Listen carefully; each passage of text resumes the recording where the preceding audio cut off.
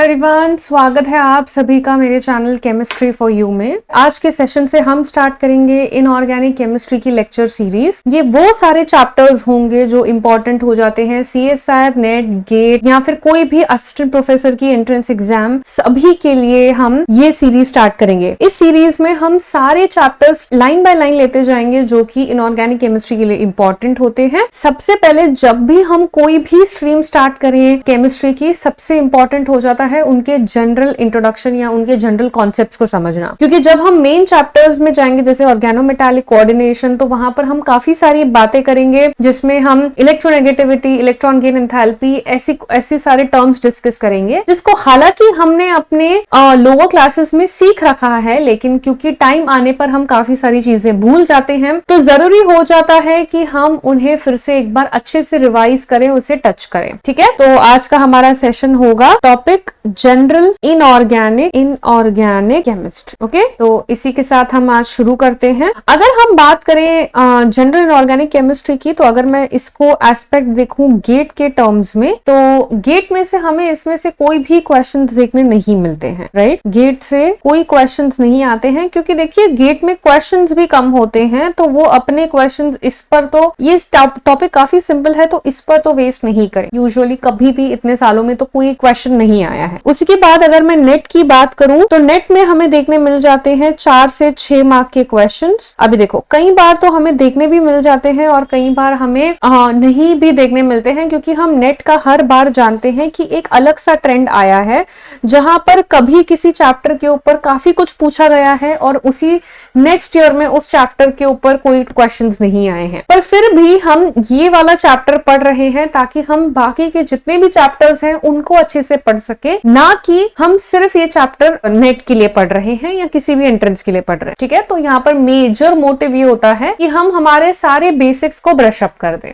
अब देखिए, चैप्टर जब स्टार्ट होगा, इसकी सीरीज काफी सिंपल स्टार्ट होगी, लेकिन हम जैसे ही आगे बढ़ेंगे तो हम देखेंगे कि इसमें हम और चीजें थोड़ी सी एडवांस लेकर आएंगे, थोड़ा सा उसमें कॉम्प्लिकेशंस लेकर आएंगे। चलिए, इसी के साथ हम स्टार्ट करते हैं आज का चैप्टर। अच्छा, मैं इसकी कुछ रेफरेंस बुक्स की बात कर दूं यहाँ पर, तो इसके लिए रेफरेंस बुक्स आ जाती हैं। फॉर एग्जाम्पल JD ली आ जाता है। ओके, सबसे बेसिक, सबसे इजी बुक हमें जो समझ में आए वो JD ली होगी। बट एट द मोमेंट मैं ये कहूंगी, जब आप किसी भी एंट्रेंस की तैयारी कर रहे हैं, प्लीज बुक्स को रेफर ना करें अभी के टाइम पे। जब आप अपनी अंडरस्टैंडिंग को एडवांस करना चाहते हैं, जब आप खुद कहीं पढ़ाना चाहते हैं, तब आप इन रेफरेंस बुक्स को डेफिनेटली रेफर कीजिएगा। ओके, ठीक है, चलो, तो इसी के साथ और आगे बढ़ते हैं, शुरू करते हैं चैप्टर को। अगर मैं सिंपल बात करूं आप लोगों से कि किस तरीके से हमें एक एटम दिखता है, जैसे मैं अगर बात करूं तो सिंपल हम क्या करते हैं, जब भी हम एक एटम बनाते हैं तो हम एक पॉजिटिव चार्ज लगाते हैं और उसके अराउंड हम ये बनाते हैं, इसका मतलब हमने न्यूक्लियस बना दिया। अब इसी के साथ हम कहते हैं कि हमने कुछ शेल्स बना दिए। राइट, इसे हम शेल्स कहते हैं। कोई इंसान इसे कहता है ऑर्बिट्स, वो भी सही है। कोई इसे कहते हैं एनर्जी लेवल्स, वो भी बिल्कुल सही है। तो इन शेल्स को आप शेल्स कहें या ऑर्बिट्स कहें या एनर्जी लेवल्स कहें, बिल्कुल गलत नहीं कहलाए जाएंगे। ओके, तो ये सारे टर्म्स इजी, सिंपल। अब देखिए, इंटरचेंज हो सकता है, ये भी समझिए। कई ये भी चीजें होती है कि हम ऑर्बिट्स को ऑर्बिटल्स कह देते हैं, हम शेल्स को सबशेल्स कह देते हैं, तो ये सारी गड़बड़ें नहीं होनी चाहिए। हमें समझना होगा, क्लियरली डिस्टिंग्विश करने आना चाहिए कि हम किसको रेफर कर रहे हैं। तो अब यहाँ पर जिसकी बात कर रही हूँ वो है शेल्स, ऑर्बिट्स या एनर्जी लेवल्स। ठीक है, अब सिंपल से अगर हम इसे समझना चाहें तो मैं अगर अभी आपको पूछ लूं कि आप कहाँ स्थित हैं, तो आप मुझे क्या बताएंगे? आप मुझे आपके कोऑर्डिनेट्स दे सकते हैं, जो सबसे इजी तरीका है किसी को लोकेट करने का, और उन कोऑर्डिनेट से हम आपके बारे में जान सकते हैं। दूसरा तरीका क्या होता है कि फॉर एग्जाम्पल अगर आप कह दो कि ये देखो, ये हमारा वर्ल्ड है, यानी कि ये हमारा अर्थ है। अर्थ में आप मुझे बताते हो कि आप किसी कंट्री में रहते हो। फॉर एग्जाम्पल आप कहते हो कि आप रहते हो इंडिया में, तो ठीक है, आप इंडिया में रहते हो, मान लिया। ओके, तो ये आपकी कंट्री हो गई। उसके बाद आप कहते हो कि हम अभी इंडिया में भी रहते हैं, फॉर एग्जाम्पल MP में, और MP आपकी हो गई स्टेट। उसी के बाद आप मुझे एक सिटी बताओगे, फॉर एग्जाम्पल भोपाल, और उसके बाद आप उसके कोऑर्डिनेट्स बता दोगे। उस तरीके से आप यहाँ पर मुझे बता सकते हो, आपकी इंफॉर्मेशन दे सकते हो सिटी के बाद भी आप मुझे एड्रेस दे सकते हो, जैसे कि सर्वे नंबर ऐसा ऐसा, ये गली नंबर ऐसा, लैंडमार्क, और उस तरीके से हम आपके घर तक पहुंच सकते हैं। घर में भी आप मुझे बताओगे कि आपके पास अगर चाहो एक से ज्यादा रूम होंगे तो आप किस रूम में बैठे हो, या फिर जैसे अगर आप सोसाइटी में हो तो किस फ्लोर पर हो, उसमें आपका घर का नंबर क्या है, उसमें से आपका रूम कौन सा है। तो इस तरीके से मैं आपके पास एग्जैक्ट पहुंच सकती हूँ इस सारी इंफॉर्मेशन से लेके, ठीक है। तो यही चीज अगर मैं इसे सोचना चाहूं एक एटम्स के नजरिए से, तो देखिए अगर हमारे पास एक एटम है तो हमने क्या कहा कि जैसे अभी हमने बताया वर्ल्ड के बारे में, तो एटम यहां पर हमारा क्या हुआ, वर्ल्ड, ठीक है। अगर हम इसको कोरिलेट कर रहे हैं इलेक्ट्रॉन्स की एड्रेस निकालने के लिए, तो एटम उसके लिए क्या हुआ, उसका वर्ल्ड हुआ, ओके। अब एटम के अंदर हमारे पास क्या है, शेल्स हैं। तो शेल्स का मतलब हमारे पास यहां पर क्या है, जैसे कि हमारी स्टेट है, कंट्री है इंडिया, तो ये हुई शेल्स, ठीक है। सिंपल सी बात, जो अभी हमने कुछ देर पहले 1 2 3 शेल्स बनाया, जिससे हमने ऑर्बिट्स भी कहा और एनर्जी लेवल्स भी कहा। उसके बाद अगर हम बात करें यहां पर, तो नेक्स्ट हम लोगों ने यहां सीखा था सबशेल्स, ओके। सबशेल्स का मतलब क्या है कि हम किस स्टेट में रहते हैं, ये हमारी हुई सबशेल्स, सिंपल, ठीक है। इसको हम अभी सीखेंगे। उसके बाद अगर हम बात करें ऑर्बिटल्स, तो अभी आपने मुझे स्टेट बता दी, तो ऑर्बिटल्स बताने के लिए आपने मुझे सिटी बताई, फिर एड्रेस बताया, फिर घर बताया, तो एक्स्ट्रा एडिशनल डिटेल्स देने के लिए आपने मुझे ऑर्बिटल्स के बारे में बताया। अब ये कई बार होगा, आपको लगेगा ये काफी सारी चीजें सिंपल चल रही है, अभी कुछ देर में मैं आपको इस बात का पूरा गारंटी देती हूं, आप शेल्स, ऑर्बिटल्स, ऑर्बिट्स, क्या क्वेश्चन पूछे गए हैं उसमें सुपर कंफ्यूज होने वाले हो। तो आप धीरे धीरे देखिए कैसे ये चीजें इवॉल्व होती है। हालांकि इजी लग रही होगी, क्वेश्चंस आने तक हम काफी सारी चीजों में कंफ्यूज हो जाएंगे। तो ये हमारा हुआ घर। और फाइनली अगर हम बात करें आपकी, तो आप हैं इलेक्ट्रॉन, जिस इलेक्ट्रॉन को हम एटम में ढूंढ रहे हैं, तो ये हुए आप, ठीक है।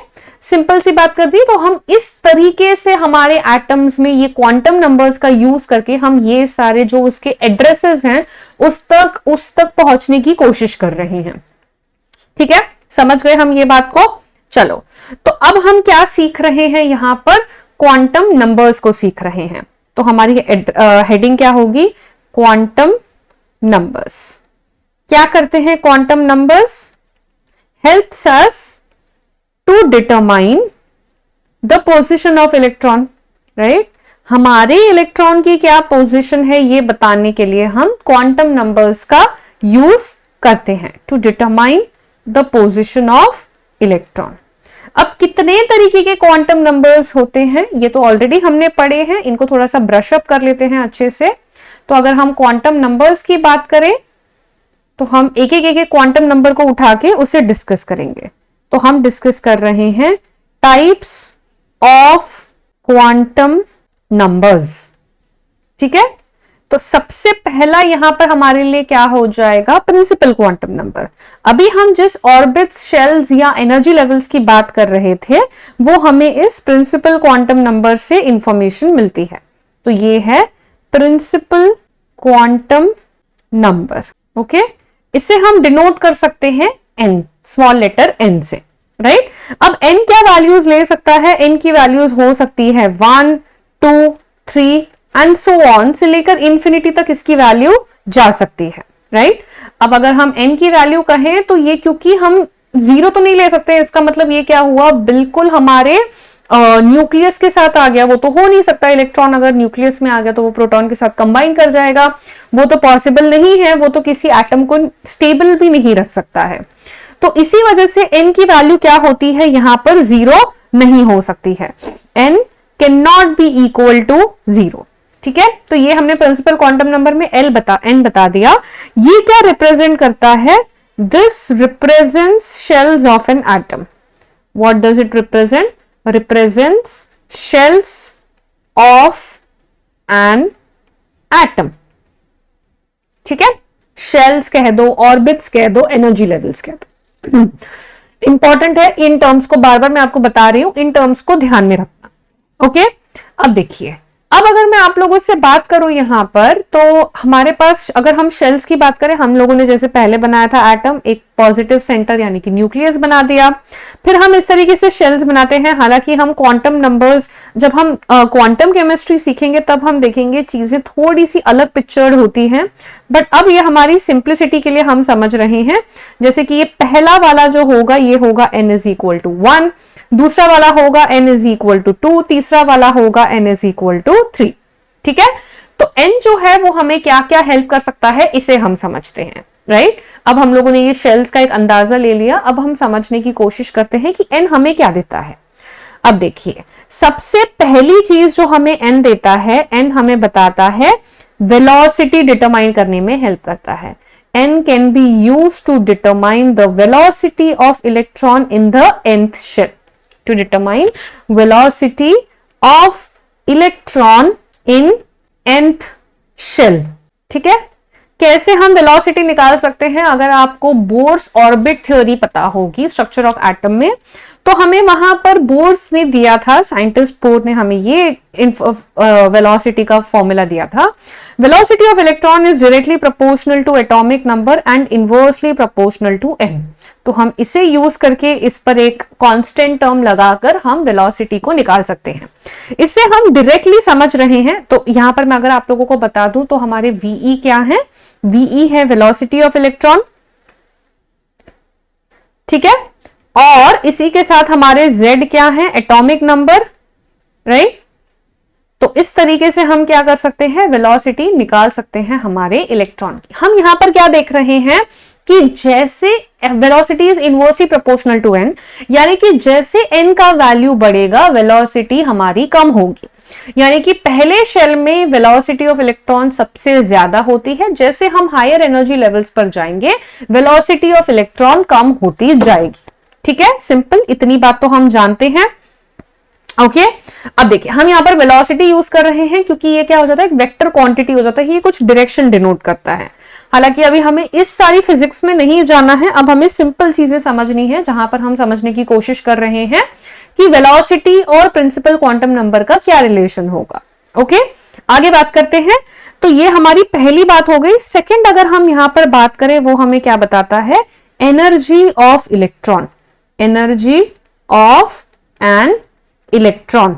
तो अगर हम एनर्जी का फॉर्मूला निकालना चाहें तो एनर्जी हम किस तरीके से लिखते हैं? ये काफी फेमस सा बोर का इक्वेशन आ जाता है।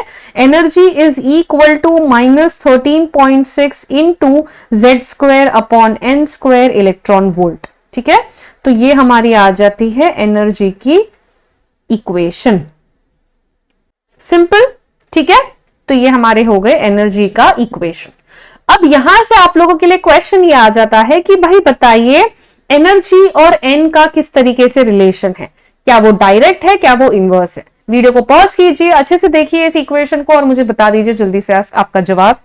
अगर आप सोच रहे होंगे कि भाई देखो हमारी एनर्जी जो है वो इनवर्सली प्रोपोर्शनल हो जाएगी एन से, यानी कि जैसे एन बढ़ेगा वैसे एनर्जी कम होगी, तो आइए देखते हैं क्या ऐसा होगा कि जैसे एन बढ़ेगा वैसे एनर्जी कम होगी क्या?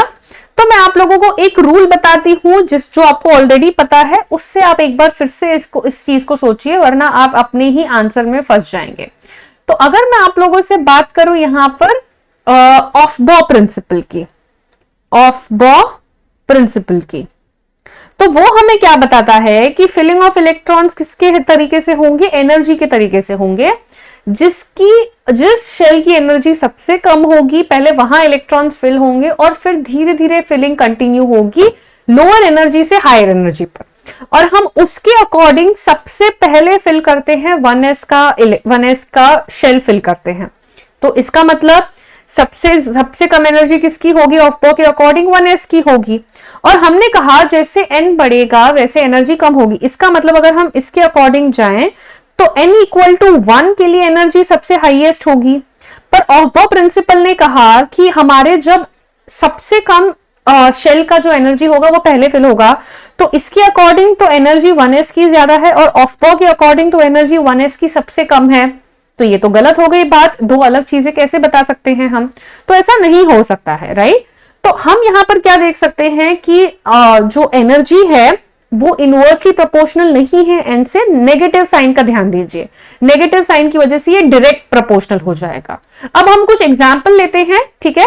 तो ये वाला जो हम ये वाली बात यहां पर कर रहे हैं वो तो गलत हुआ,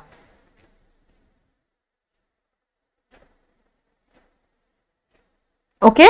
तो ये वाली बात तो हम लोगों की गलत हुई, गलत साबित हुई। देखिए, अब देखिए, अगर मैं आप लोगों से कहूं अब यहां पर इस इक्वेशन के according energy is inversely proportional to N square, simple, ठीक है। अगर मैं यहां पर n की वैल्यू ले लेती हूं 1 और n की वैल्यू चाहो ले लेती हूं 4, ओके, सिंपल। तो अगर मैं n की वैल्यू 1 ले लूंगी तो ये एनर्जी किससे प्रोपोर्शनल होगी, 1/1 स्क्वायर, यानी कि ये हो जाएगा 1। तो जब n की वैल्यू 1 है, एनर्जी इज प्रोपोर्शनल टू 1, कह दो बाकी सारी चीजें कांस्टेंट है। और अगर मैं एनर्जी का वैल्यू 4 ले लूं तो ये क्या हो जाएगा, 1/4 स्क्वायर, राइट। या फिर 4 लेने से थोड़ा सा सिंपल सा मैथ्स अगर हम करना चाहें, ज्यादा इसमें कॉम्प्लिकेट ना करना चाहें, तो मैं ले लेती हूं 2, ओके। तो मैं यहां पर ले लेती हूं n का वैल्यू 2, तो ये कितना हो जाएगा 2 स्क्वायर। तो एनर्जी जो प्रोपोर्शनल हो जाएगी 1/4, या एनर्जी अच्छा माइनस साइन को नहीं भूलना है, माइनस साइन तो यहीं रहेगी, तो एनर्जी -1 से प्रोपोर्शनल है। और यहां पर क्या रहेगा, तो अगर हम यहां पर देखें तो एनर्जी हमारी प्रोपोर्शनल हो जाएगी -0.25 से, ठीक है। अब मुझे बताइए, एक जगह पर हमारे पास एनर्जी जो है वो प्रोपोर्शनल है -1 से और एक जगह -0.25 से। तो हम जानते हैं कि -0.25 अगर हम नंबर लाइन में नेगेटिव नंबर्स को देखें तो नंबर जितना छोटा होता है उतना उसकी वैल्यू ज्यादा होती है। इसका मतलब 0.25 की वैल्यू ज्यादा है कंपेयर टू -1। इसका क्या मतलब है कि जब n की वैल्यू 2 है उसकी एनर्जी ज्यादा है कंपेयर टू जब n की वैल्यू 1 है, सिंपल। तो नेगेटिव साइन ने हमारी पूरी स्टोरी को ही पलट दिया। इसका मतलब जो ऑफबॉ कह रहे थे वो बिल्कुल सही था, जितना n का वैल्यू छोटा रहेगा, कम रहेगा, क्लोज टू न्यूक्लियस रहेगा, उतना उसका एनर्जी भी कम रहेगी, ओके। तो सिंपल सी बात, अगर मैं आपको इसे लिखने के लिए कह दूं तो जितना हमारा n का वैल्यू छोटा होगा, n का वैल्यू स्मॉल, उतना ही एनर्जी भी हमारी क्या होगी, स्मॉल, राइट, उतनी ही एनर्जी कम रहेगी, ठीक है। सिंपल सी बात हम लोगों ने कह दी। अब देखिए, अब अगर मैं आप लोगों से ये और एक चीज बताऊं तो इसी में अगर हमारे पास एस कैरेक्टर की अगर हम बात कर दें, राइट, हम लोगों ने कुछ हाइब्रिडाइजेशन सीखा होता है ऑर्गेनिक केमिस्ट्री में, sp3 sp2 sp। हम जानते हैं कि sp3 में कम एस कैरेक्टर होता है, sp में ज्यादा एस कैरेक्टर होता है। तो उसके अकॉर्डिंग अगर हम एस कैरेक्टर की बात करें तो इसका मतलब क्या, जैसे एस कैरेक्टर इंक्रीज होगा उसी तरीके से क्या होगा, मतलब कि ठीक है, उसी तरीके से हमारा क्या होगा, एनर्जी इंक्रीज होगी, क्योंकि इलेक्ट्रॉन क्या होता है, न्यूक्लियस के क्लोज जाता है, राइट, सॉरी, हाँ, न्यूक्लियस के क्लोज जाएगा, इसका मतलब क्या होगा, एनर्जी उसकी डिक्रीज होगी, ना कि इंक्रीज होगी। पर यहां पर मुझे बताना था आप लोगों को, उसकी एनर्जी डिक्रीज होगी, ठीक है। सिंपल से बात कर ली हम लोगों ने। तो पहले हम लोगों ने वेलोसिटी के बारे में देखा, velocity is inversely proportional to principal quantum number. और दूसरी चीज हमने सीखी energy, energy is directly proportional to N square, ठीक है। तो जितना एन वैल्यू बढ़ेगी उतना ही क्या होगा, यहां पर वेलोसिटी का जो टर्म है वो कम होगा और एनर्जी का टर्म जो है वो बढ़ जाएगा, ठीक है। ये दो चीजें हम लोगों ने सीख ली। तीसरी बात अगर मैं आप लोगों के साथ यहां पर कर दूं तो तीसरी हमारे पास एक और इंफॉर्मेशन जो हमें मिलती है वो आ जाती है अबाउट द रेडियस। तो रेडियस का तो इंफॉर्मेशन काफी सिंपल है, तो तीसरा पॉइंट यहां पर आ जाता है radius of the nth shell, radius of the nth shell, ठीक है। अगर हम इसका फॉर्मूला निकालें, r is directly proportional to n square upon z, ठीक है। हमारे r जो है वो क्या है, डायरेक्टली प्रोपोर्शनल हो जाते हैं n स्क्वायर अपॉन z के, राइट, सिंपल। इसका मतलब r जो है डायरेक्टली प्रोपोर्शनल है n स्क्वायर से, यानी कि जितना n बढ़ाओगे, अगर इलेक्ट्रॉन रिसाइड कर रहा है 5 n = 5 प्रिंसिपल क्वांटम नंबर में, वो तो कह दो वैलेंस इलेक्ट्रॉन है वो उसका, तो वैलेंस इलेक्ट्रॉन अगर 5 प्रिंसिपल क्वांटम नंबर में रिसाइड कर रहा है, वर्सेस एक और एटम है जहां पर इलेक्ट्रॉन रिसाइड कर रहा है n इज इक्वल टू 2, वो उसका वैलेंस इलेक्ट्रॉन है। तो हम जानते हैं जितना electron higher principal quantum number पर रहेगा उतना उस एटम का रेडियस भी बड़ा होगा। ठीक है, तो इसका हम अंदाजा लगा सकते हैं। फॉर एग्जाम्पल अगर मैं सिंपल सी एक ड्रॉइंग कर दूं यहां पर, ये जैसे कह दो कि हमारा न्यूक्लियस है, राइट।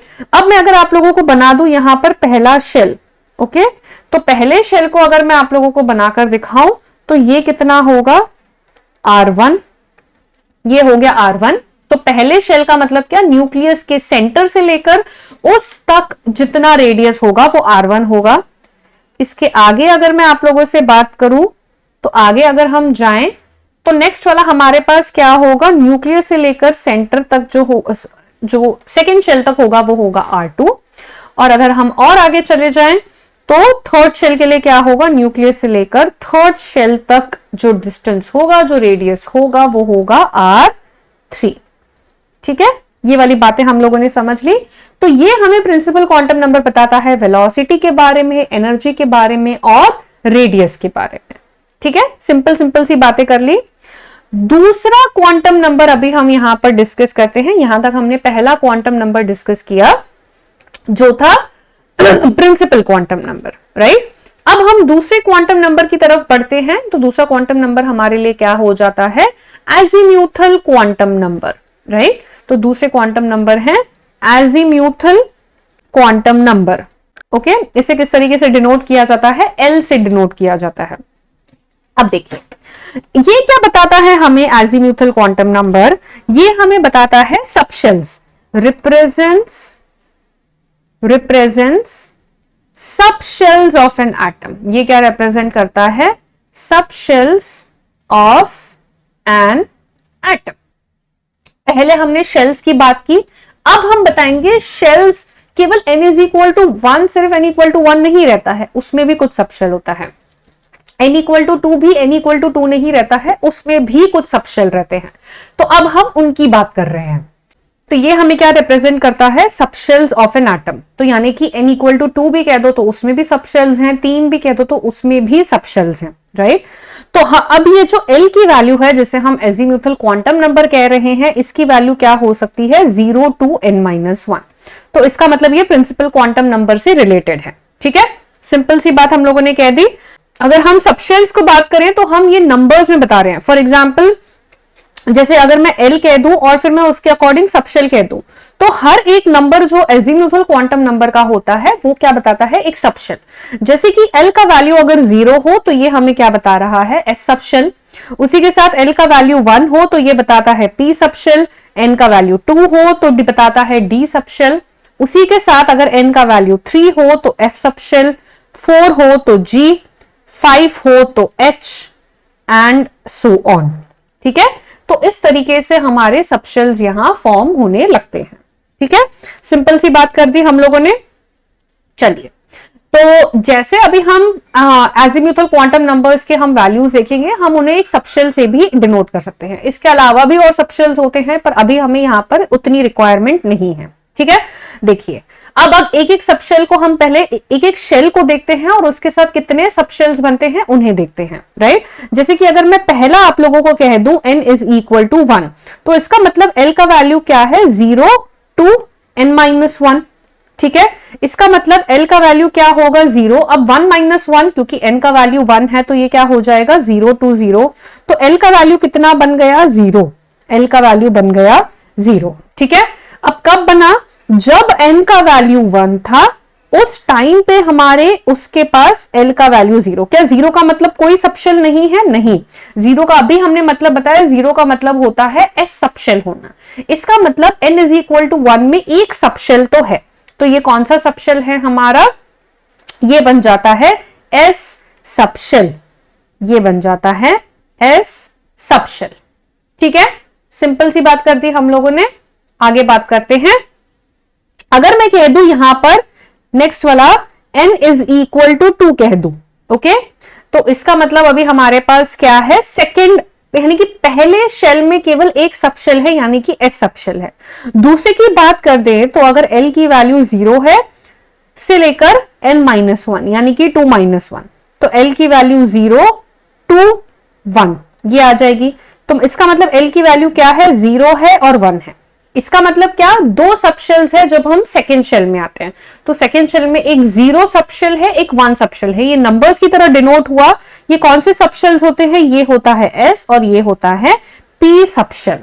ठीक है, समझ गए हम यहां तक। तो N is equal to 2, L is equal to 0 और 1। ये वाली बात को ध्यान रखिए। ठीक है, आगे और बढ़ते हैं और दो सबशेल्स का डिस्कशन करते हैं। अगर मैं आके आप लोगों से बात करूं यहां पर third n is equal to 3, तो यहां पर क्या हो जाएगा, L is equal to 0 2 3 minus 1। तो इसका मतलब L का वैल्यू आ जाएगा 0 2 2। ठीक है, तो अब अगर हमारे पास L का वैल्यू 0 है, 1 है, 2 है, तो उसके अकॉर्डिंग अगर हम देखें तो ये क्या बन जाएगा S, ये बन जाएगा P और ये बन जाएगा D सबशेल। ठीक है, तो ये क्या है, सबशेल्स हैं, ध्यान रखिए। अब जब n की वैल्यू 2 है, सॉरी 3 है, तो L की वैल्यू कितनी आ गई, 0 1 2। ठीक है, सिंपल सी बात। अब इस बात को ध्यान रखिए कि ये जो हमारे पास है, मैं क्या बार बार टर्म यूज कर रही हूं, सबशेल्स। अब सबशेल्स को किससे ना कंफ्यूज करें, ऑर्बिटल से। These are subshells and not orbitals. Orbitals क्या होते हैं ये अभी हम नेक्स्ट में डिस्कस करेंगे, पर अभी के लिए सबशेल्स को ऑर्बिटल से कंफ्यूज ना करें। हमने प्रिंसिपल क्वांटम नंबर से शेल्स के बारे में सीखा, एजीम्यूथल क्वांटम नंबर से सबशेल्स के बारे में। तो इसी के साथ हम एक क्वेश्चन भी कर लेते हैं।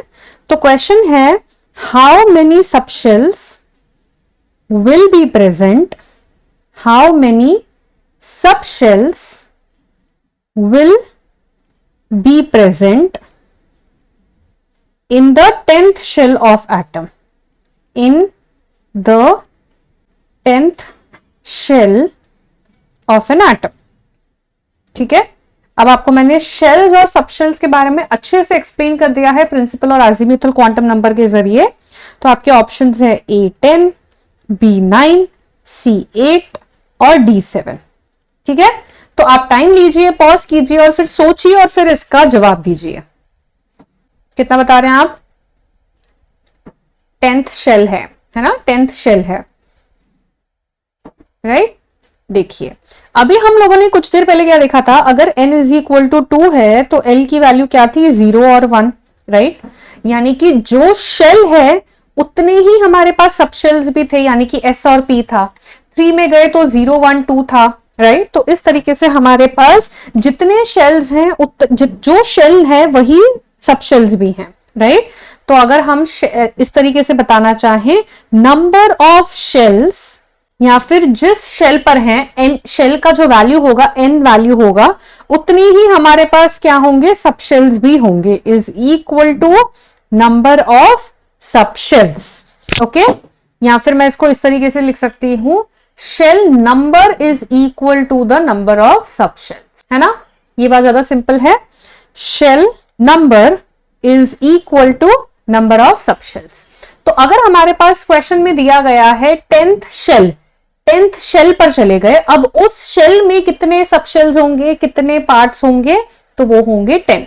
क्योंकि अगर हम n इज इक्वल टू 10 की बात करें तो L का वैल्यू क्या आ जाएगा, 0 से लेके 9 तक, तो 0 1 2 3 4 5 6 7 8 9, गिन लीजिए 0 से 9, ये सारे हो जाते हैं 10 सबशेल्स। ओके, तो फॉर 10th शेल जो हमारे सबशेल्स हो जाएंगे वो हो जाएंगे 10। तो आंसर आ जाएगा ऑप्शन ए। ठीक है, सिंपल सी बात हम लोगों ने कर दी यहां तक।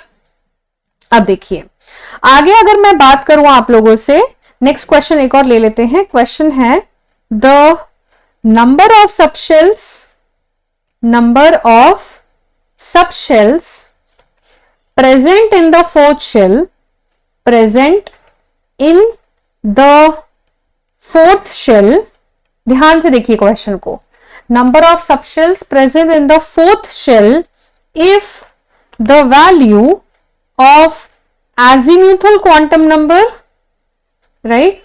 ध्यान दीजिए क्वेश्चन को, अभी क्वेश्चन थोड़ा ट्विस्ट होने जा रहा है। If the value of azimuthal quantum number can very from 0 to n+1, can very from 0 to n+1। तो ये क्या क्या होंगे, ठीक है, ये बताना है आपको। ऑप्शंस आपके पास हैं 4, B5, C6 और D7। सोचिए इस बारे में और जवाब दीजिए, ठीक है। देखिए इसमें अभी हमें क्या है कि हम जिस तरीके से अजीमुथल क्वांटम नंबर को डिफाइन कर रहे थे कि L की वैल्यू 0 to n-1 होगी, यहां पे इन्होंने हाइपोथेटिकल कंडीशन दे दी है। इन्होंने कहा है कि 0 to n-1 नहीं लेकर हम यहां पर क्या लेंगे, 0 to n+1 लेंगे, ठीक है। तो जैसा उन्होंने कहा है हमें अपने रूल नहीं लगाने हैं, इन्होंने हमें एक हाइपोथेटिकल रूल दिया है, हम वैसा लगाएंगे, ठीक है। अब फोर्थ शेल कहा है तो इसका मतलब n का वैल्यू क्या हो गया, 4। अब इन्होंने L का वैल्यू क्या बताया है, 0 to n+1, ठीक है। हम उसी तरीके से लेंगे तो L का वैल्यू हो जाएगा 0 to 4+1 हो जाएगा, यानी कि 5। अब यहां से यहां तक गिन लो तो L का वैल्यू हमारा कितना निकल कर आएगा, L का वैल्यू होगा 0, 1, 2, 3, 4, 5 ऐसा होगा, राइट। 0 to 5 हुआ। अब इन सब को आप गिन लो तो ये कितना हो जाएगा टोटल, यहां पर हमारे लिए टोटल आ जाएगा 6, राइट। 0 to 5 अगर हम काउंटिंग करें तो ये कितना आ जाएगा, 6। तो आंसर यहां पर क्या बन रहा है, ऑप्शन सी 6, ठीक है। सिंपल सी बात, यहां तक हम समझ गए। शेल सब शेल्स को तो एटलीस्ट हम क्लियरली यहां तक समझ गए। आगे बढ़ जाते हैं नेक्स्ट चीज पर। नेक्स्ट आ जाएगा हमारे लिए third, magnetic quantum number. Magnetic quantum number, ठीक है, इसको पढ़ते हैं।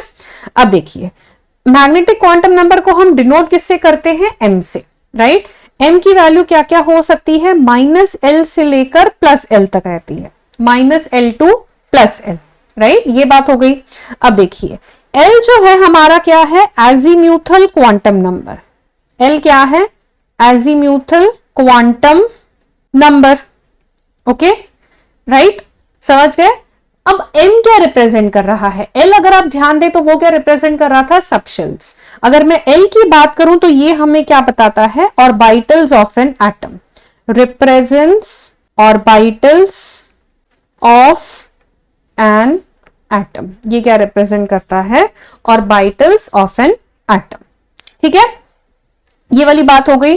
तो अभी हमने क्या किया, शेल से लेकर सबशेल, सबशेल से लेकर हम ऑर्बिटल्स में आए, राइट। सिंपल सी बात, जैसे कि हम ये देख रहे हैं L पर डिपेंड कर रहा है। इसका मतलब अगर मैं सिंपल सी बात करूं, यहां पर जब n की वैल्यू 2 थी तो L की वैल्यू क्या थी, 0 और 1।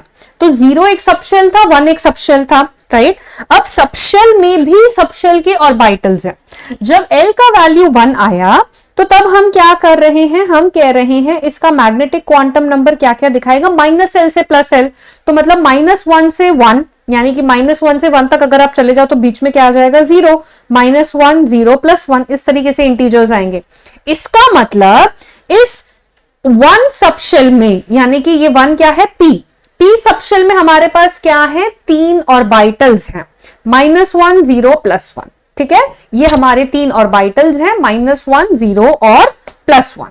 सिंपल सी बात, ठीक है, समझ गए हम लोग ये वाली बात। इसे हम और कैसे डिनोट करते हैं, इसे हम डिनोट करते हैं px, py, pz। तो इसका मतलब हमें 3 ऑर्बिटल्स मिले। तो हमारे पास पहले शेल था, फिर सबशेल पर आए और उसी के बाद हम अभी कहां जा रहे हैं, ऑर्बिटल्स पर जा रहे हैं, राइट। अब एक एक करके इसके एग्जाम्पल्स देखते हैं, थोड़ा सा इसको और क्लियर करते हैं अपने माइंड में, राइट। अब देखिए अगर मैं आप लोगों को कहूं L का वैल्यू है 0, L का वैल्यू आ जाता है 0, तो M का वैल्यू भी क्या आ जाएगा, -L to +L। तो -0 to +0 क्या होता है, 0 ही होता है। तो ये 0 हुआ। तो ये हमें क्या बता रहा था, L का वैल्यू जब 0 था तो वो हमें बता रहा था S सबशेल।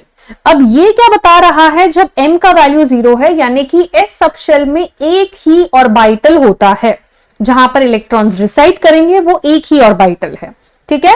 सिंपल सी बात यहां तक।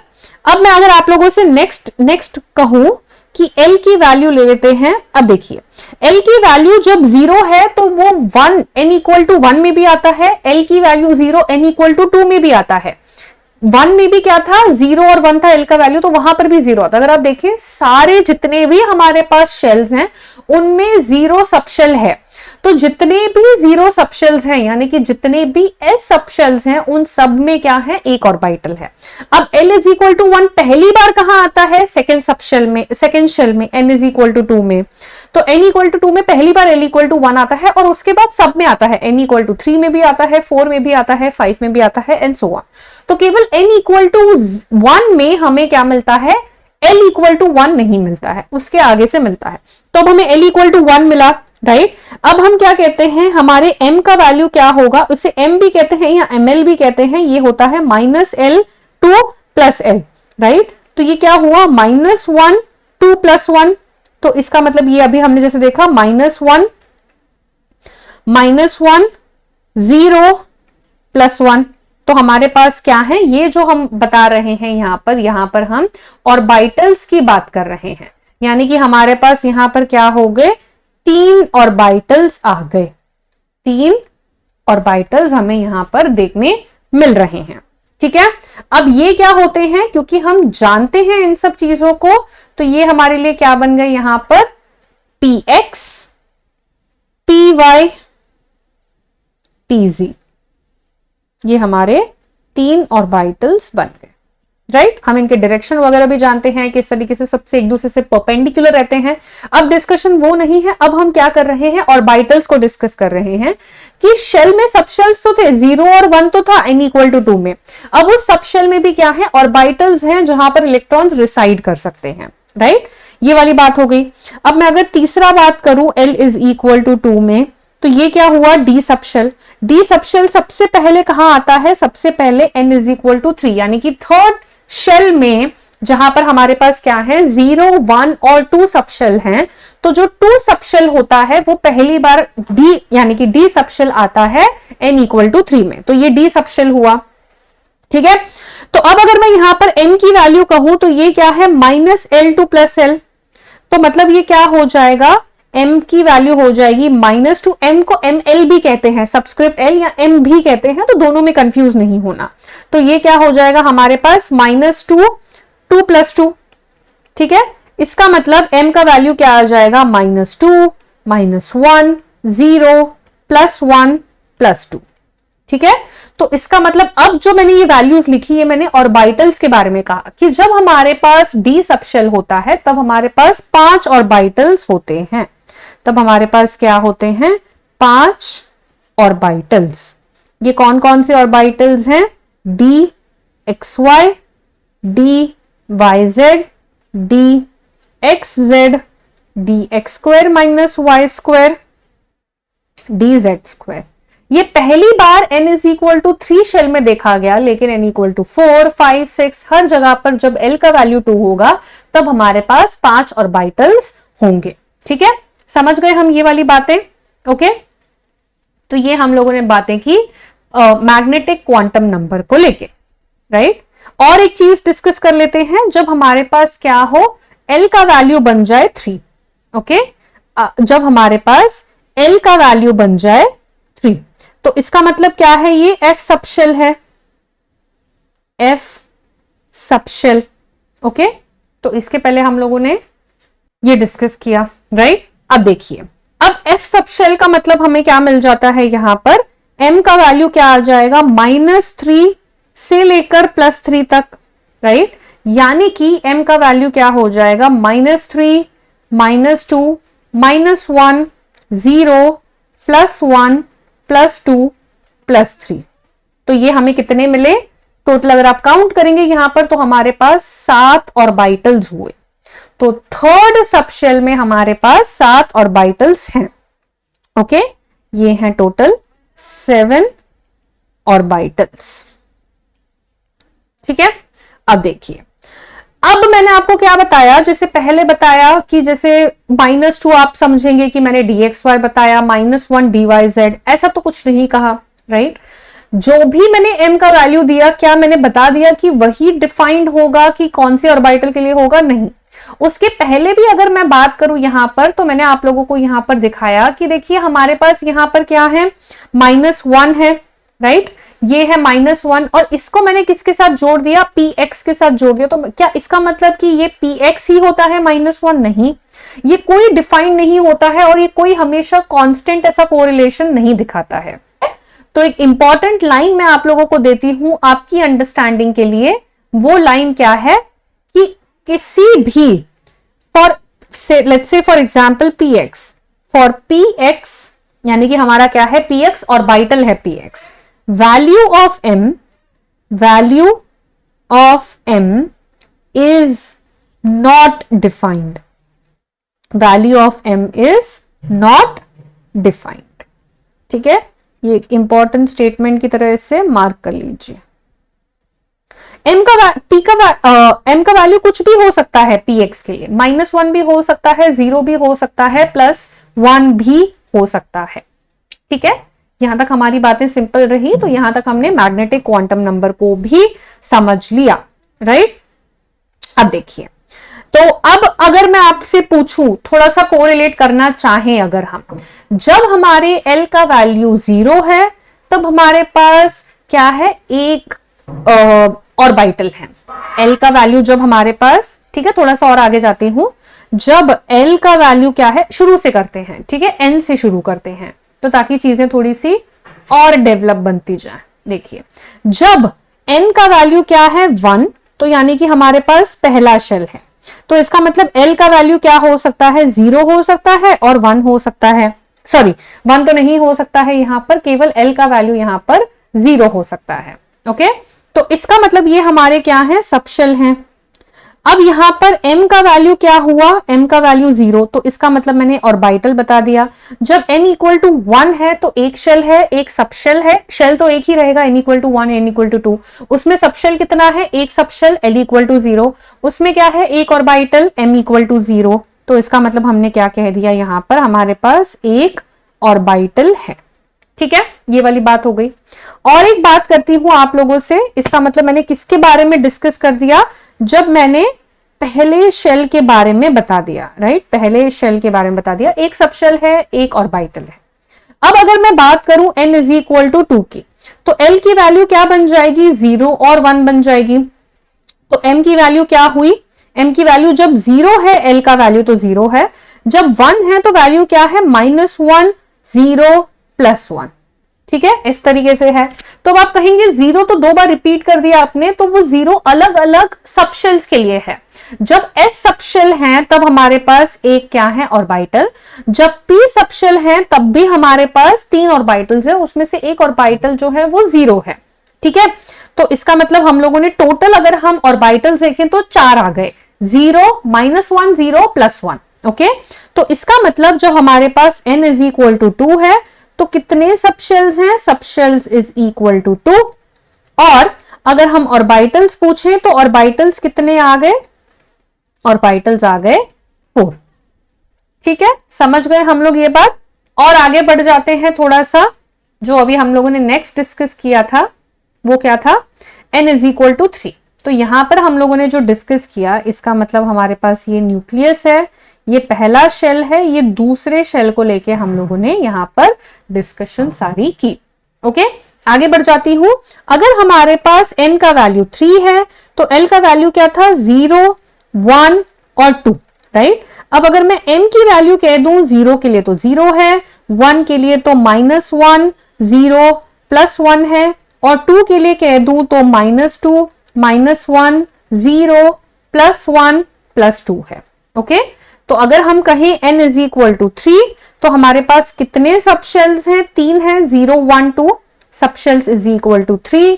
और ऑर्बिटल्स कितने हैं, सारे जोड़ दो, यानी कि 0 और फिर इसके p के 3 और d के 5, तो टोटल ऑर्बिटल्स हमारे पास कितने हो गए, 9। ओके, ठीक है, समझ गए।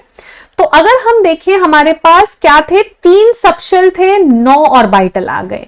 यहां पर हमारे पास 2 सबशेल थे, 4 ऑर्बिटल आ गए।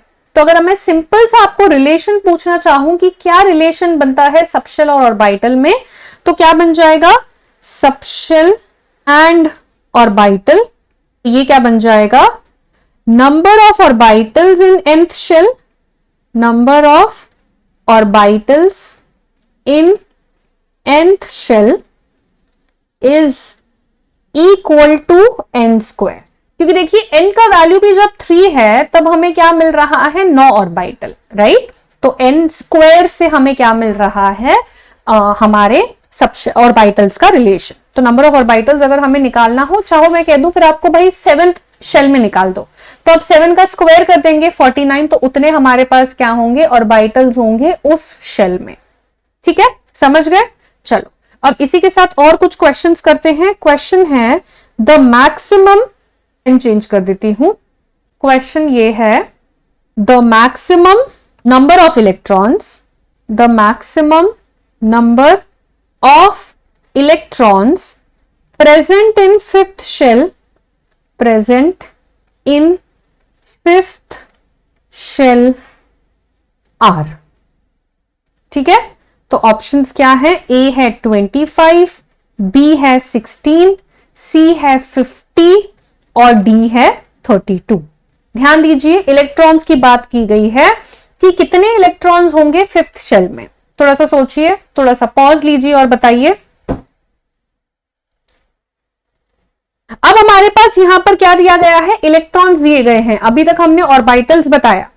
अब ये भी ध्यान रखिए हर ऑर्बिटल में 2 इलेक्ट्रॉन्स की ऑक्यूपेंसी होती है, +½ -½ की, राइट। तो हमारे पास यहां पर क्या पूछा गया है कि कितने हमारे पास यहां पर इलेक्ट्रॉन्स होंगे, राइट, कितने इलेक्ट्रॉन्स होंगे। ठीक है, चलो शेल पूछा, शेल बताया गया है, राइट। तो फिफ्थ शेल का मतलब क्या है, n = 5, तो इसका मतलब L का वैल्यू क्या हो जाएगा, 0 to 4, यानी कि L का वैल्यू क्या हो जाएगा, L का वैल्यू बन जाएगा 0, 1, 2, 3, 4। ओके, अब देखिए M का वैल्यू अगर मैं निकालूं 0 के लिए तो 0 ही होता है, राइट, या फिर मैं ऐसा कह दूं कि 0 के लिए 0 वैल्यू लिखने से बेटर कितने ऑर्बिटल्स होते हैं वो लिखती हूं। तो अगर मैं 0 के लिए कह दूं, 0 सब शेल के लिए मतलब मेरे पास एक ऑर्बिटल होता है, 1 के लिए होते हैं 3, 2 के लिए होते हैं 4, 3 के लिए होते हैं 9, राइट, सॉरी 3 के लिए कितने होते हैं हमारे पास, 7 होते हैं, 9 नहीं होते हैं। कितने ऑर्बिटल्स होते हैं, तो 3 के लिए 7 होते हैं। ओके, 3 के लिए होते हैं 7 और 4 के लिए होते हैं 9। आप जैसे कि L का वैल्यू, सिर्फ L का वैल्यू 3 है, राइट, N का वैल्यू नहीं कहा है, L का वैल्यू। तो जब हमारे पास फिफ्थ शेल होगा तो हमारे पास क्या क्या सब शेल्स होंगे, S, P, D, F, G। अब सबके जितने ऑर्बिटल्स होंगे हमने वो लिख लिए, 1, 3, 4, 7, 9, राइट। तो अगर आप इसका एक कोरिलेशन देखेंगे, M और L का कोरिलेशन यहां पर देखेंगे तो ये क्या बनकर आ रहा है, M का वैल्यू अगर निकालना हो तो ये बन जाता है 2L + 1 से। इस फॉर्मूला को नोट डाउन कर लीजिए। तो ये अगर आप L का वैल्यू 0 डालेंगे तो कितना बन जाएगा, M का वैल्यू 1, तो हमें दिख रहा है। अगर आप L का वैल्यू डाल दें 1 तो टोटल M का वैल्यू कितना आ जाएगा, 3। तो इस तरीके से आप इस फॉर्मूला को यूज कर सकते हैं। अब आप सबको जोड़ दीजिए या फिर आप डायरेक्टली M का वैल्यू निकाल दीजिए, तो ये कितना हमारा आ जाएगा, हमने बताया था number of orbitals n square से होते हैं, तो मैं डायरेक्टली वैसे भी बता सकती हूं। तो 5 स्क्वायर का मतलब कितना हो जाएगा, 25। और अगर आप इन सभी को भी जोड़ देंगे तो ये भी आपको कितना आएगा, 25। 1 + 3 4, 4 और 4 8, 8 और 7 15, 15 और 9 25। तो हमारे पास टोटल 25 ऑर्बिटल्स है। अब क्या ऑर्बिटल्स पूछा गया है, नहीं, ऑर्बिटल्स नहीं पूछा गया है। हमारे पास हैं तो 25 ऑर्बिटल्स, और हम जानते हैं हर किसी में ऑक्यूपेंसी कितनी होती है इलेक्ट्रॉन्स की, 2 होती है।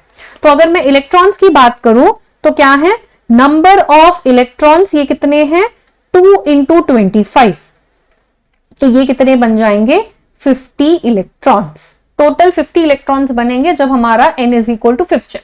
तो केवल फिफ्थ शेल में ही हम 50 इलेक्ट्रॉन्स ऐड कर सकते हैं। ये हमारा क्वेश्चन था और इसका आंसर फिर क्या बन जाएगा, ऑप्शन सी 50।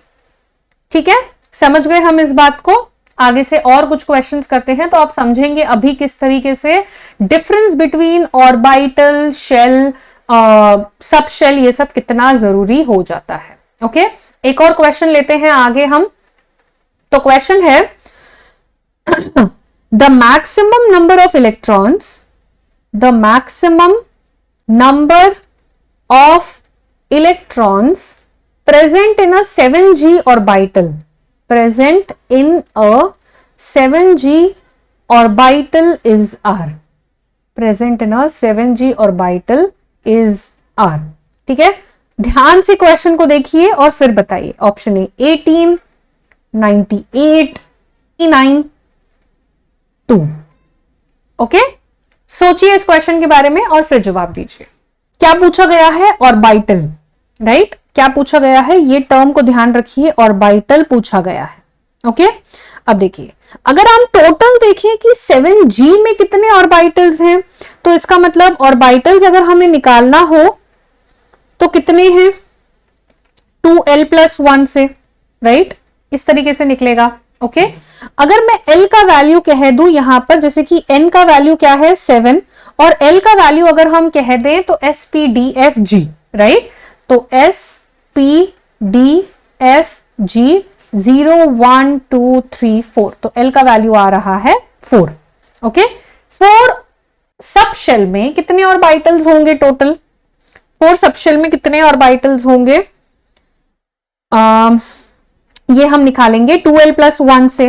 ओके, m का वैल्यू, तो ये कितना आ जाएगा? 2 × 4+1। अगर आपने इस तरीके से निकाला है, इसका मतलब आपका आंसर कितना आ जाएगा यहां पर?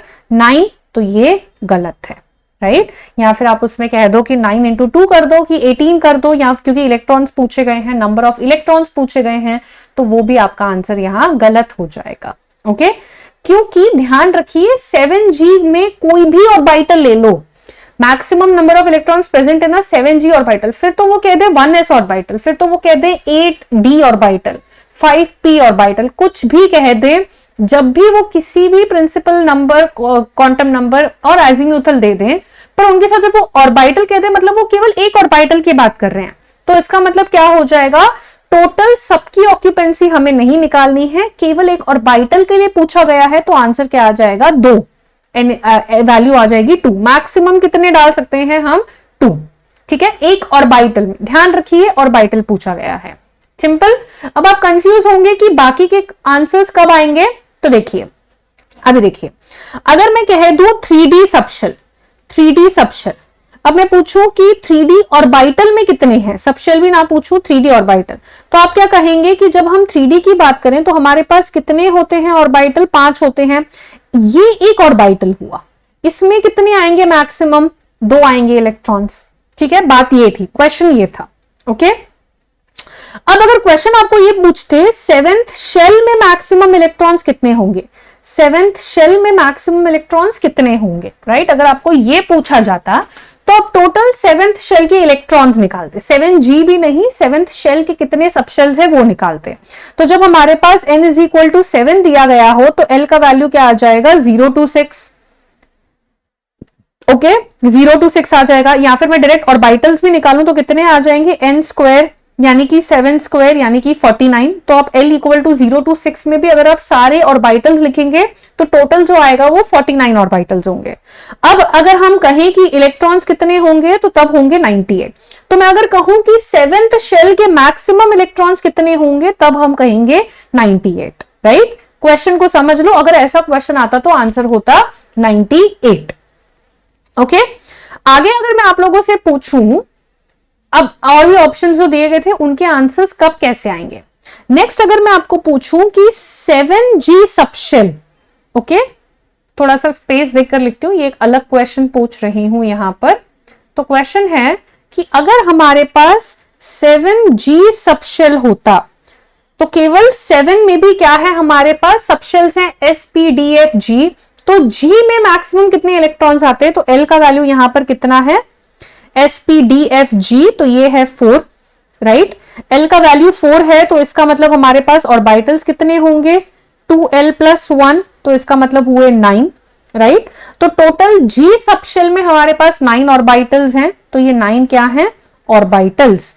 अब मैं यहां पर आपको कह दूं कि इलेक्ट्रॉन्स कितने होंगे, फिर इलेक्ट्रॉन्स कितने होंगे?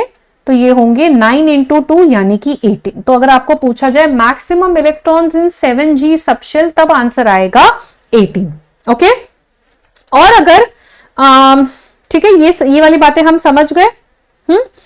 तो इस तरीके से हमें क्वेश्चंस को समझना है क्या पूछा गया था। क्वेश्चन को एक बार फिर से अगर हम पढ़ लें तो पूछा गया था the maximum number of electrons present in a 7G orbital. 7G के किसी भी ऑर्बिटल को ले लो तो कितने इलेक्ट्रॉन्स प्रेजेंट होंगे? तो आंसर आ जाएगा हमारा आंसर 2। ओके, ठीक है, समझ गए, इसमें कंफ्यूजन नहीं रखना है। तो इसी के साथ अगर मैं थोड़ा सा और आगे बढ़ जाऊं, जैसे कि अभी हमने प्रिंसिपल क्वांटम नंबर, अजीम्यूथल, मैग्नेटिक पढ़ लिया, तो लास्ट क्वांटम नंबर हमारे लिए क्या हो जाएगा? Spin quantum number. Spin quantum number, जिसे हम डिनोट करेंगे एस से। तो ये क्या रिप्रेजेंट करता है? It represents spin of an electron. It represents spin of an electron, right? यानी कि ये किस में होगा? प्लस हाफ और माइनस हाफ में होगा। ठीक है, समझ गए हम, ये वाली बात हो गई। अब देखिए, plus half minus half, definitely हम जानते हैं कि स्पिन का मतलब क्या है? कुछ रोटेशन है, वो खुद में भी किस तरीके से रोटेट कर रहा है, वो एटम के अराउंड भी रोटेट कर रहा है। जैसे हम अर्थ की बात करें यहां पर, तो हम क्या जानते हैं कि अर्थ के पास भी रेवोल्यूशन होता है और रोटेशन होता है, राइट? तो अगर हम इसे कंपेयर करें, ये हमारा अर्थ है, राइट? या फिर मैं अर्थ को ही ना कंपेयर करके मैं इसको सन के साथ अगर आपको बताऊं, तो कह दो कि ये हमारे पास क्या है? सन है। ये हमारे पास क्या है? सन है। और ये हमारे पास है अर्थ। अब अर्थ क्या करता है? सन के अराउंड चक्कर लगाएगा, जिसे हम कहते हैं कि वो क्या कर रहा है यहां पर? रेवोल्यूशन। ये कितना टाइम लगाता है? इसमें 365 डेज। और ये अपने आप में भी घूमता है, अपने आप में भी एक चक्कर लगाता है। ओके, तो ये जो चक्कर लगाता है हम इसे क्या कहते हैं? रोटेशन। ये एक दिन लगाता है, इसे 24 आवर्स। ओके, अब वही बात हो गई, जो आपस में वो रोटेट कर रहा है उसकी कुछ डायरेक्शन होगी, राइट? हालांकि इसको जितना मैं आसानी से एक्सप्लेन कर रही हूं, ये उतना आसान है नहीं। बस ये समझ लो कि इसको हम डायरेक्ट कर सकते हैं प्लस हाफ और माइनस हाफ स्पिन से। अब क्या इसका ये मतलब हुआ कि प्लस हाफ ही क्लॉकवाइज होता है? जी नहीं, क्लॉकवाइज भी प्लस हाफ हो सकता है, एंटी क्लॉकवाइज भी। हम उसकी डायरेक्शन को उसके स्पिन के पॉजिटिव या नेगेटिव वैल्यू से नहीं बता देंगे। ये प्लस हाफ क्लॉकवाइज भी हो सकता है, एंटी क्लॉकवाइज भी, राइट? इससे कंपेयर मत कीजिए। तो बस इतना समझिए, प्लस हाफ में उसकी जो डायरेक्शन होगी उसकी बिल्कुल ऑपोजिट डायरेक्शन होगी उसकी माइनस हाफ में। ओके, अगर आप प्लस हाफ कहते हैं कि वो क्लॉकवाइज है, तब आप कहेंगे कि माइनस हाफ क्या होगा? Anti clockwise. और अगर आप कहें कि प्लस हाफ एंटी क्लॉकवाइज है, तो माइनस हाफ क्या होगा? क्लॉकवाइज। तो केवल उनकी डायरेक्शन अलग हो सकती है। तो क्लॉकवाइज प्लस हाफ भी हो सकता है, माइनस हाफ भी हो सकता है। ओके, अब देखिए, जब हम क्वांटम केमिस्ट्री में श्रोडिंजर्स इक्वेशन सॉल्व करते हैं, तब हम उसमें से 3 क्वांटम नंबर्स निकालते हैं, प्रिंसिपल, अजीम्यूथल और मैग्नेटिक, राइट? तो श्रोडिंजर इक्वेशन से ये भी काफी फेमस सा, इंपॉर्टेंट सा क्वेश्चन हो जाता है, फेवरेट सा क्वेश्चन हो जाता है, जो आपको देखने मिलता है। हम जब भी श्रोडिंजर्स वेव इक्वेशन सॉल्व करते हैं, तो उसमें हमें क्या मिल जाता है? उस क्वांटम मैकेनिक्स से हमें मिल जाता है 3 quantum numbers N, L, M। तो इसका मतलब हमें क्या नहीं मिला? स्पिन क्वांटम नंबर उससे नहीं मिल सकता है। तो क्वेश्चन किस तरीके से आ सकता है? Which of the following quantum numbers is given by the Schrodinger's wave equation to calculate the quantum numbers of atom? तो हमें यहां पर आंसर क्या आ जाएगा? 3 आ जाएंगे। ठीक है, इस तरीके से क्वेश्चन आ सकता है।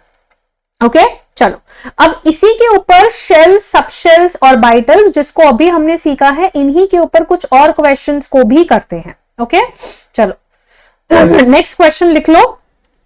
क्वेश्चन है, maximum number of electrons, maximum number of electrons that can be present, maximum number of electrons that can be present in a 2p subshell, in a 2p subshell। ठीक है, ध्यान दीजिए क्या टर्म यूज कर रहे हैं? of an atom if an electron can have spin values plus half, minus half, plus 3/2, minus 3/2।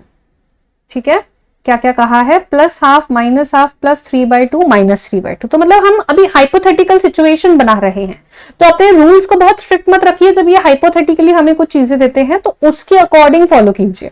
तो वो कह रहे हैं अगर स्पिन वैल्यूज ये 4 हो तो maximum number of electrons 2p shell में कितने हो सकते हैं, 2p सब शेल में कितने हो सकते हैं।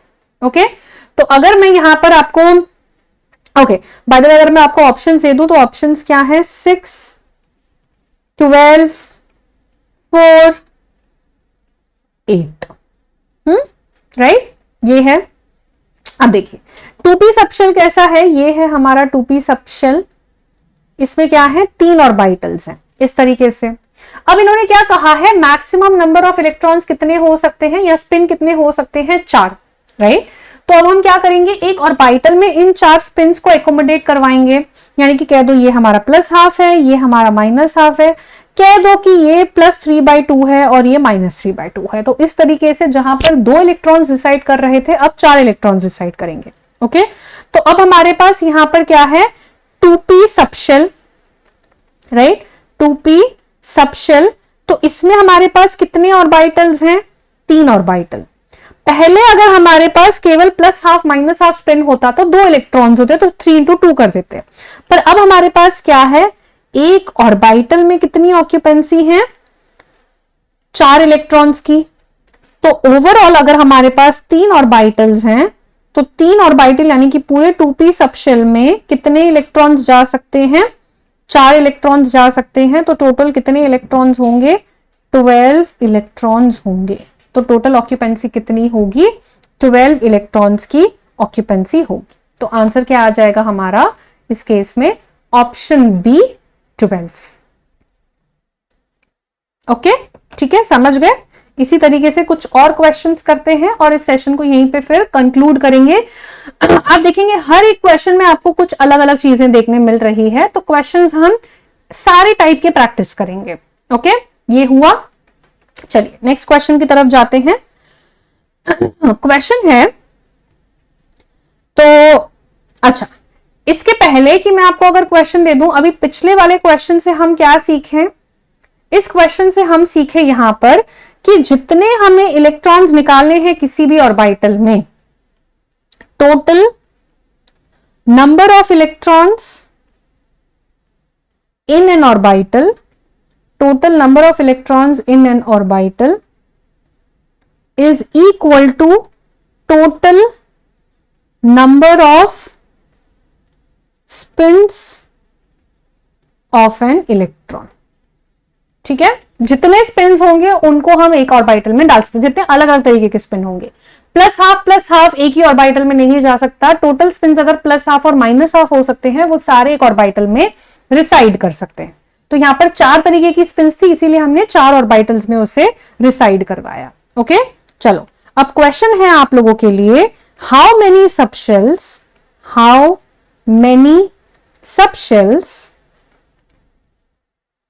will be present, how many subshells will be present in 10th shell of an atom? How many subshells will be present in 10th shell of an atom? ये क्वेश्चन है।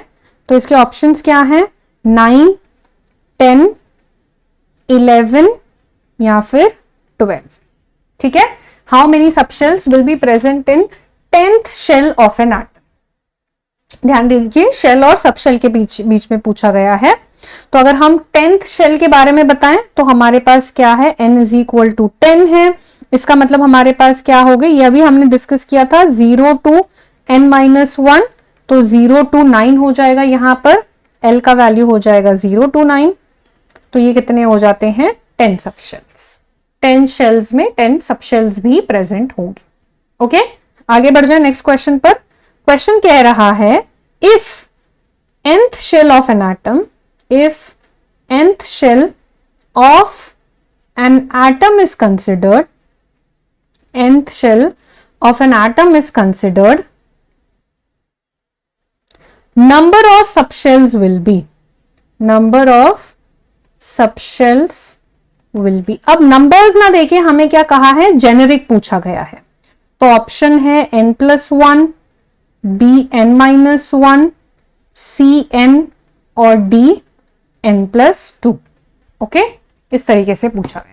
तो इस केस में हमने क्या देखा था, जितने हमारे पास शेल्स थे कहीं ना कहीं उतने ही क्या है हमारे पास सब शेल्स।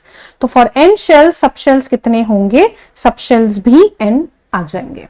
ओके, आगे बढ़ जाते हैं, कुछ और क्वेश्चंस करते हैं। चलो, नेक्स्ट क्वेश्चन है नंबर ऑफ सब shells present in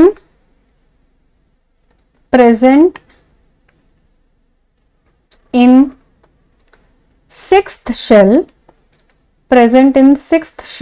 if value of L can vary as 0 to n+1। तो क्या क्या आ जाएंगे यहां पर, 4, 5, 6, 7। ओके, ओके, तो यहां पर मैं क्या करती हूं, आप लोगों के लिए थोड़े से ऑप्शंस को मॉडिफाई करती हूं। पूछा गया है नंबर ऑफ सबशेल्स कितने प्रेजेंट होंगे अगर L का वैल्यू वेरी करता है 0 to n+1। तो 6, 7, 8, 9। अब हमें क्या लेना है, जैसा रूल दिया गया है क्वेश्चन में वैसा ही लेना है। n का वैल्यू कितना है, 6, तो L का वैल्यू क्या क्या हो सकता है, L का वैल्यू हो सकता है 0 to n+1। तो इसका मतलब L का वैल्यू क्या क्या हो सकता है, L का वैल्यू हो जाएगा 0 to 6 + 1 यानी कि 7। तो 0 से अगर हम 7 चले गए तो हमारे पास कितने हो जाएंगे सबशेल्स, सबशेल्स हो जाएंगे 0 से 7, टोटल 8 सबशेल्स हो जाएंगे। तो आंसर क्या आ जाएगा, ऑप्शन सी 8। ठीक है, समझ गए हम। ओके, चलो एक लास्ट क्वेश्चन करते हैं,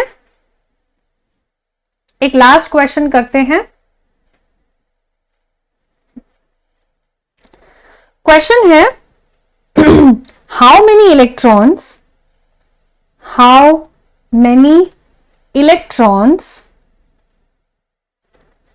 can be defined by quantum numbers n is equal to 5, L is equal to 2 in a particular atom।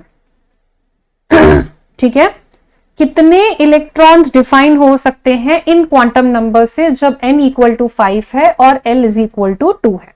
ठीक है, ये क्वेश्चन पूछा गया है आपको। ओके, चलो ऑप्शंस हैं आपके लिए 2, 6, 10, 14। ओके, तो हमने क्या लिया है यहां पर n equal to 5, L equal to 2। अगर हम इसे सिंपल से समझ लें n equal to 5, L equal to 2 होता क्या है हमारे लिए, ये 5 शेल है और L इक्वल टू 2 मतलब D सब शेल है, तो ये क्या है 5D। ओके, अब इस सब शेल में कितने इलेक्ट्रॉन्स आ सकते हैं, अगर हम D सब शेल को बनाएं तो हमारे पास ऑर्बिटल्स तो 5 आ सकते हैं। अब 5 ऑर्बिटल में जितने भी इलेक्ट्रॉन्स होंगे वो इन क्वांटम नंबर से डिफाइन होंगे। तो 5 ऑर्बिटल में कितने इलेक्ट्रॉन्स आ सकते हैं, 10। तो टोटल 10 इलेक्ट्रॉन्स का क्वांटम नंबर्स क्या होंगे, n is equal to 5, L is equal to 2। तो आंसर आ जाएगा C 10। ओके, ठीक है, समझ गए हम यहां तक। तो ये था हमारा आज का क्वेश्चन। एक क्वेश्चन आप लोगों को होमवर्क के लिए देती हूं, ट्राई कीजिए इस क्वेश्चन को, सिंपल सा क्वेश्चन होगा। तो क्वेश्चन है total number of electrons present in total number of electrons present in L is equal to 1 for chromium atom। ठीक है, आपको केवल इसका आंसर देना है, मैं इसके ऑप्शंस नहीं दे रही हूं। क्वेश्चन है total number of electrons present in L is equal to 1 for chromium atom। ठीक है, आपको आपके आंसर्स जो भी आएंगे वो आप कमेंट्स बॉक्स में बताइए। आज के सेशन के लिए इतना ही, कल हम फिर से जनरल इनऑर्गेनिक केमिस्ट्री को कंटिन्यू करेंगे। अगर आपको मेरा सेशन अच्छा लगा हो तो डेफिनेटली लाइक करें, क्वेश्चन का आंसर जरूर कमेंट्स में दें। थैंक यू सो मच आप सभी का। मिलते हैं नेक्स्ट सेशन में।